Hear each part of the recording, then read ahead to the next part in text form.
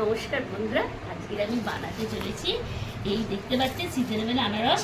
আনারসটা cutting করে মশলা দিয়ে মাখাবো। প্রথমে এই মুখটা কেটে নেব।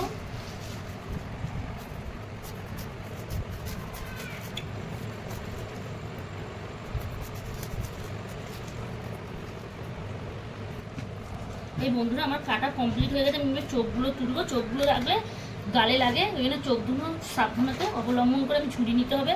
আর এই ছুরির ডগা আপনারা ছুরি না হলে একটা কাঁটা চামচ বা চামচের লকা দিয়েও হবে। এরকম করে আমি আস্তে আস্তে তুলে নেব। এই বন্ধুরা আমার চোখগুলো সব তোলা হয়ে গেছে, দেখতেই পাচ্ছেন ফক ফক করে। এবারে আমি কাটিং করে নেব।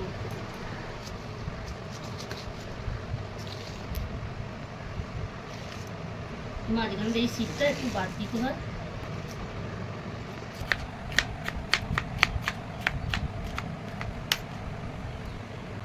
আনারসটা একটু মশলা দিয়ে একটু চাট করবো। আমি জিরে মরিচের এই গুঁড়ো দেবো, একটু সেন্টটা ভালো লাগে।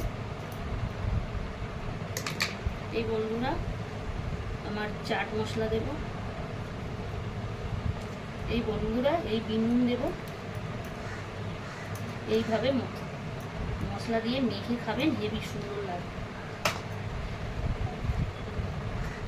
মশলাটা মাখিয়ে নেব।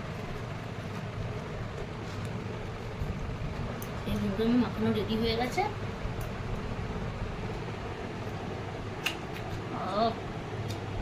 সাধারণ